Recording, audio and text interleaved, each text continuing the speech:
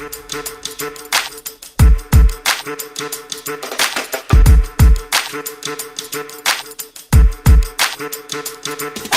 up, Yang Gang? We're back for one more today.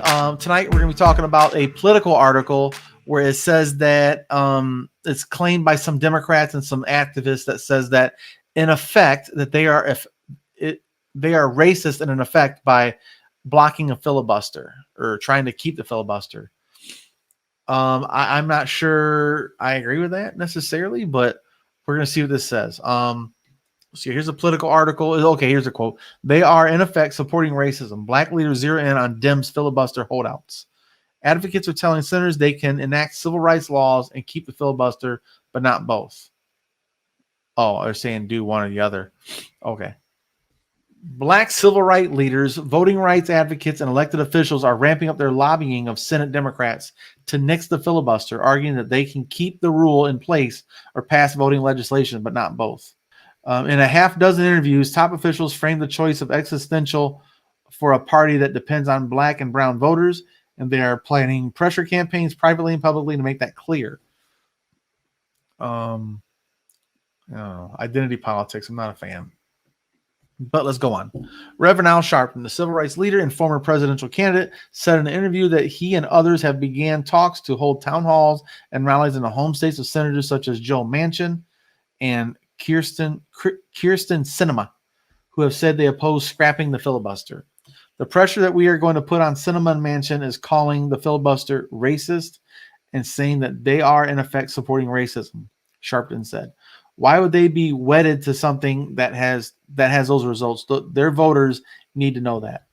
Okay. Manchin remains one of the key votes on any voting rights legislation, like he is for most of the Democratic Party's agenda in the Senate, where they hold just 50 votes, but he is being targeted specifically by voting rights advocates because he remains the only Senate Democrat not to sign on a co-sponsor for the People Act, which would drastically transform nearly every aspect of the American electoral system, from campaign financing to how elections are conducted. Manchin said on Wednesday that he wanted to see both parties come together on the bill, telling reporters that while there are so many good things in the proposal, we should not at all attempt to do anything that will create more distrust in the election process. And in an interview with the Wall Street Journal, Manchin, who co-sponsored the same bill in the previous Congress, suggested the package should be focused just on voting rights, which would likely mean shedding sections of everything from campaign finance to lobbying ethics. Okay. Hailing from a conservative state, the senator may welcome the idea of progressive activists targeting him. Nevertheless, Sharpton's remarks reflect the more intense, personalized push to set to come targeting Democratic holdouts on voting rights bills. The longtime civil rights advocate and television personality said Democrats are deploying a risky strategy by not pushing rule reforms to pass such legislation. Civil rights leaders, he warned, might have less reason to help generate enthusiasm and turnout in the 2020 midterm elections without being able to point to actual laws Democrats passed. I do agree with that on the premise. Many of us, certainly all of us in the civil rights leadership are committed to policies and laws and causes, not to people's political careers. We're not into that. We want to change the country, Sharpton said. And if there is not feasible evidence that we're doing that, it is not in our concern to be aggressively involved. Let me see. Color of Change President Rashad Robinson echoed Sharpton's warning, saying Democrats risk turning off community validators like this group that are instrumental in getting people of color to the polls. What do they expect me to say if we can't get anything passed? Do they want me to go out and explain to people what the filibuster is? Robinson said. Voters aren't going to want to hear about the filibuster. They're not going to want to hear about bipartisanship. They're going to hear about how you fought back in the face of the barriers that were put in the way. Okay. Lawmakers and advocates have increasingly recognized that any voting rights-centric legislation like the For the People Act or the John R. Lewis Voting Rights Act, which was named after the late civil rights leader, crusader, and would restore pre-clearance key provisions of the landmark Voting Rights Act of 1965 cannot pass in an evenly divided Senate that maintains the filibuster, since Republicans remain united in opposition to the bills. Senator Majority Leader Mitch McConnell refuses to let either bill see the floor when he controlled the chamber. And during Wednesday's hearing on the For the People Act, known as H.R. 1 or S1, Republicans on the Senate Rules Committee, including McConnell, lit into the bill. Facing the GOP opposition, activists have called for scrapping the filibuster entirely and for creating a carve-out specifically for voting rights legislation. Though Manchin has previously dismissed a filibuster carve-out for voting rights on grounds that it's like being a little bit pregnant. Activists hope it can win over Democratic senators who are uneasy with entirely blowing up the Senate rules. I fundamentally believe that Congress alone has the ability to create a unified threshold for democracy in our country.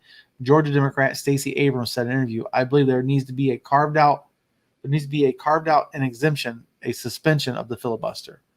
Okay, Abrams and others argue that the current exemptions to the filibuster, from Supreme Court nominations to the use of budget reconciliation and efforts of Republican state legislatures to introduce restrictive voting laws, opens the doors for a voting rights exemption as well. This is not news, she said. I believe that there is both, and there's a precedence for creating this filibuster carve-out in order to protect democracy. The same urgency expressed by those in the activist world has, in recent weeks, been picked up by a prominent black Democratic elected officials. Raphael Warnock of Georgia, one of the two black Democratic senators, devoted his maiden floor speech last week talking about voting rights and said Senate rules should not stand in the way of them. He also raised the issue of the filibuster with President Joe Biden on a call with Senator Democrats Monday evening. Okay. Democratic Representative Terry Sewell of Alabama, the lead sponsor of the John Lewis Voting Rights Act, said at a briefing hosted by the Southern Poverty Law Center last week that Democrats need to be prepared to maybe do away with the filibuster to pass it in the Senate.